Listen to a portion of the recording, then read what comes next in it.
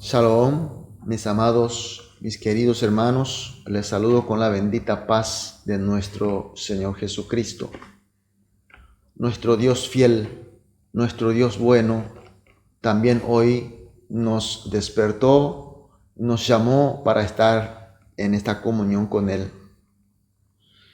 Por eso tenemos que agradecer y tenemos que convivir con Él y también tenemos que recibir la gracia de parte de Él. Entonces iniciamos este culto matutino de hoy con una oración de agradecimiento, pero con mucha esperanza. Vamos a orar. Amantísimo Padre Dios, gracias por darnos una noche de descanso y de recuperación y una hora primera para estar contigo, Señor. Señor, sabemos que el mundo que estamos viviendo en una época tan difícil, Tú nos has dado la gracia de estar contigo a fin de recibir tu gracia y tu poder.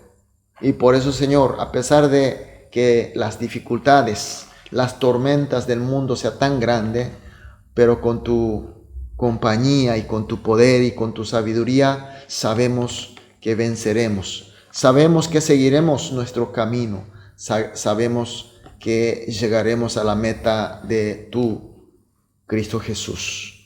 Señor, también oramos por aquellos hermanos que están pasando por dificultades, que están en las debilidades y enfermedades, Señor.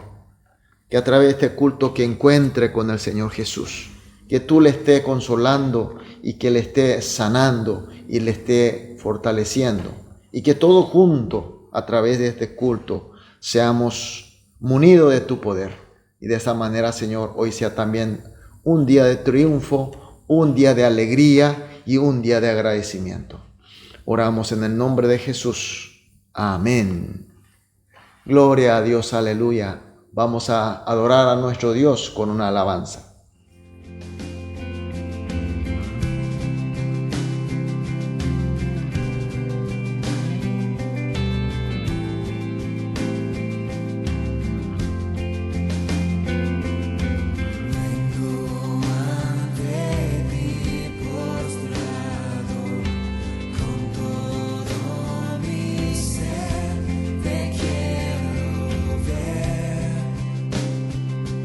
Tuyo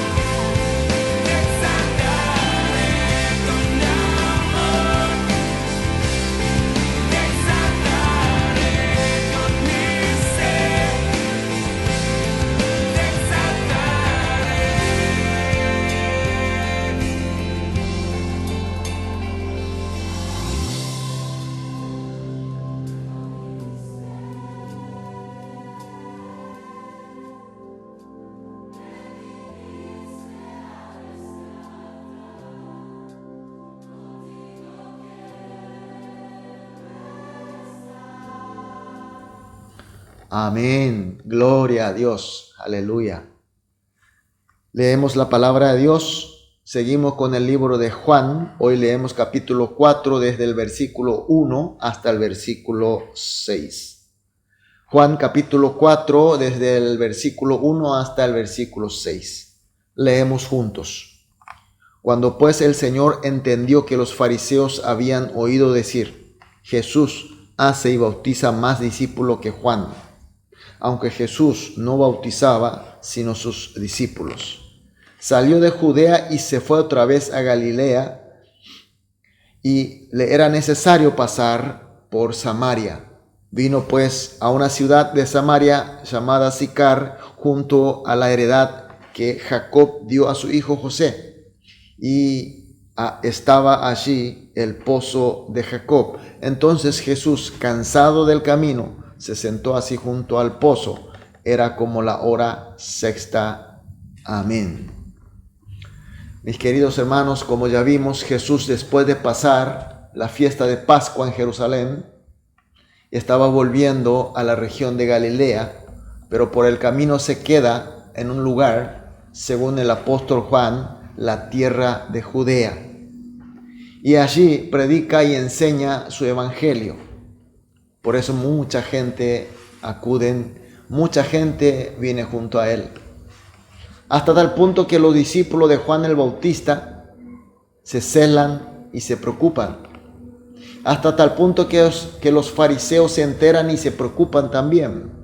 Y esto en el versículo 1 de hoy explica de esta manera. Cuando pues el Señor entendió que los fariseos habían oído decir: Jesús hace y bautiza más discípulos que Juan. ¿Quién eran los fariseos para que Jesús pueda decir que se enteró de que ellos supieron de la popularidad de Jesús? ¿Quién eran estos? Ellos eran los más expertos en la escritura y los más cumplidores de la ley. Y por eso eran maestros de la ley, eran líderes de las tradiciones judías. Es decir, eran la autoridad religiosa, la autoridad de la palabra de Dios para esa época. Pero de repente aparece un hombre llamado Juan el Bautista, quien predicaba el mensaje de Dios y bautizaba. Predicaba la inminente venida de Cristo y el arrepentimiento del pecado y una vida purificada, santificada. Y por eso mucha gente se arrepintieron, se entregaron al bautismo de agua de este hombre de Dios. Era algo bueno que estaba ocurriendo, pero sin embargo, para los fariseos era una desacreditación de su autoridad religiosa. Era algo que le denigraba, por eso ellos odiaban al Juan el Bautista.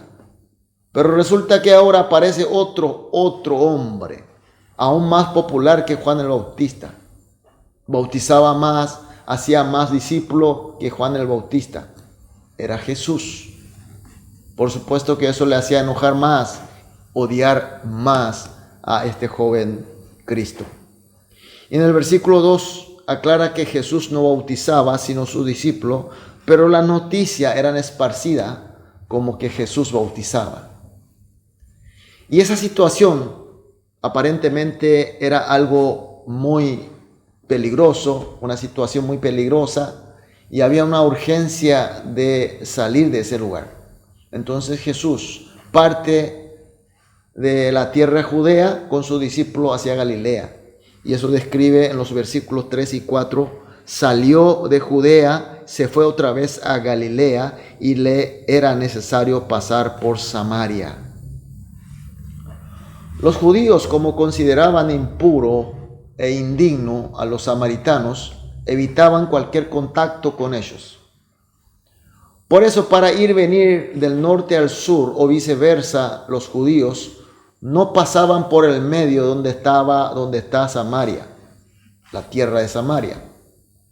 Se iban al oeste, cruzaban el río Jordán para usar el camino de desierto para subir o para bajar, luego cruzar de nuevo el Jordán para llegar a su destino.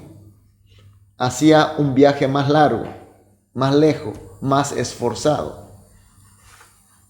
Pero hoy nosotros vemos Jesús, en vez de seguir la tradición de los judíos, Él va directamente, elige para pasar por Samaria.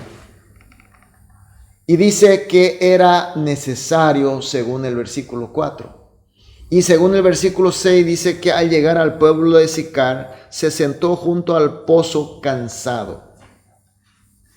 Con estas descripciones podemos deducir que aquella situación de Jesús y sus discípulos, de que los fariseos hayan enterado que él era muy popular, era muy grave y urgente. Tuvo que elegir el camino prácticamente prohibido y marchar tan rápido hasta el punto de estar cansado. ¿Por qué? ¿Será por el miedo? Pues claro que no es, porque Jesús vino a la tierra para ser sacrificado, muerto como el cordero de expiación. Entonces evidentemente no fue por miedo, sino que aún no llegó el tiempo de su sacrificio. Por eso Él se fue de ese lugar. Mis queridos hermanos, hoy el texto nos enseña muchas cosas. Entre todas estas enseñanzas, me gustaría destacar una. Los fariseos sabían más de la escritura de cualquier otro judío, por ende de la profecía de Cristo también. Ahora, si ellos veían a Jesús y sus enseñanzas y sus obras con humildad, como lo hizo Nicodemo, otro fariseo, podrían haber descubierto que Él es Cristo, el enviado de Dios.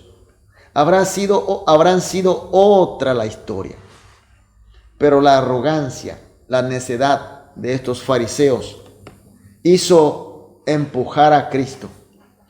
Hizo que Cristo y sus bendiciones se partan de ellos. Ellos mismos patearon la bendición y Cristo Jesús. Mis queridos hermanos, este principio es igualmente aplicable para hoy, para nosotros. Si nosotros no encaramos a Jesús y a su palabra con humildad bajo la guía del Espíritu Santo, podríamos empujar a Jesús y a su bendición. Pero por lo contrario, si le vemos con humildad y bajo la guía del Espíritu Santo, le tendremos con nosotros como nuestro Cristo, como nuestro Señor. Por eso esta mañana vamos a hacer la oración de esta manera, la oración que hacemos conjunto, que en todas las madrugadas hacemos. En primer lugar vamos a orar así: que veamos con humildad, con la guía del Espíritu Santo, a nuestro Señor Jesús y su palabra. En segundo lugar, que arrepentamos y cortemos, mutilemos la arrogancia que nos hace necio. Y por último, que reconociendo siempre a Jesús como nuestro único y suficiente Señor, y que estemos siempre con Él. Oramos juntos y después oraremos individualmente. Después de las oraciones vamos a iniciar la actividad de hoy. Vamos a orar. Amado Padre Dios, gracias Señor por tu palabra. Gracias porque tu Espíritu nos ha tocado para entender tu voluntad. Señor, oramos juntos para que podamos acercarte a ti, Jesús, y a tu palabra con la humildad necesaria, con la guía del Espíritu Santo, obedeciéndole. Y también, Señor, esta arrogancia que nos hace tan necio, que hace empujar a Cristo y a sus bendiciones, Señor, pedimos que arrepintamos, que cortemos definitivamente. De esta manera, Señor, estar siempre contigo, pero contigo como nuestro único, suficiente Señor.